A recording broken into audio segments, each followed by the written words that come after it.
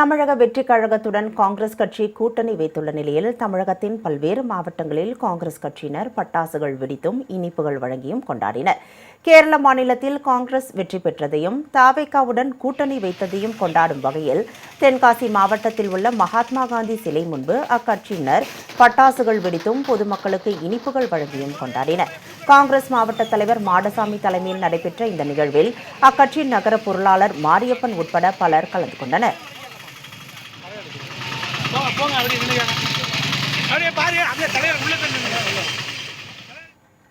இதேபோல் கன்னியாகுமரி மாவட்டம் நாகர்கோவிலில் காங்கிரஸ் கட்சியினர் பட்டாசுகள் வெடித்தும் பொதுமக்களுக்கு இனிப்புகள் வழங்கியும் தங்களது மகிழ்ச்சியை வெளிப்படுத்தினர்.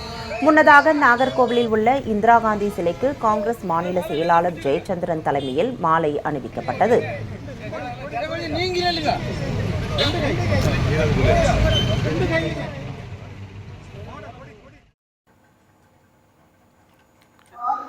தமிழக வெற்றி கழகத்துடன் இணைந்து ஆட்சி அமைக்கும் முடிவை எடுத்துள்ளது. இதற்கு ஆதரவு தெரிவிக்கும் விதத்தில் எங்களது அன்பு தலைவர் ராகுல் காந்தி அவர்களின் கட்டளையை ஏற்று நாகர்கோவில் மாநகர மாவட்ட காங்கிரஸ் கமிட்டி சார்பாக அதற்கான ஆதரவை நிர்வாகிகள் அனைவரும் தெரிவித்துக் கொள்கிறோம். இதில் மகிழ்ச்சி அடைகிறோம். இளைஞர்களுக்கான வெற்றி, இளைஞர்கள் வெற்றி. கரூர் மாவட்டத்தில் காங்கிரஸ் கட்சியினர் தவேகா மாவட்ட செயலாளர் மதியழகனை நேரில் சந்தித்து பொன்னாடை அணிவித்து கட்சிகளின் இணைப்பை பரிமாறிக்கொண்டனர். அதைத் தொடர்ந்து தவேகா மாவட்ட செயலாளரும் காங்கிரஸ் கட்சி நிர்வாகிகளுக்கு பொன்னாடை அணிவித்து மரியாதை செலுத்தினர்.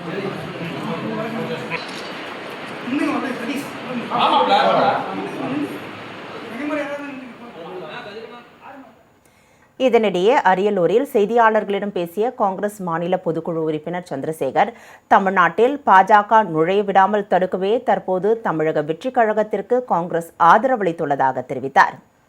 பாரதிய ஜனதாவை வேற வழியில் தமிழகத்தில் கால் ஒன்ற வழி இருக்கக்கூடாது என்பதற்காக தொங்கு சட்டமன்றமாக அமைந்திருக்கின்ற தவேகா கட்சிக்கு அகில இந்திய காங்கிரஸ் ஒப்புதலோடு மாநில காங்கிரஸ் கமிட்டி ஒப்புதல் அளித்துவிட்டது. அந்த ஒப்புதலின்படி எங்களுக்கு கொள்கைக்கு இணையாக இருக்கக்கூடியது தவேகாவின் கொள்கை. குறிப்பாக பெருந்தலைவர் காமராஜர் அவர்களுடைய செயல்பாட்டினை முன்னிறுத்தி செய்வார்கள்.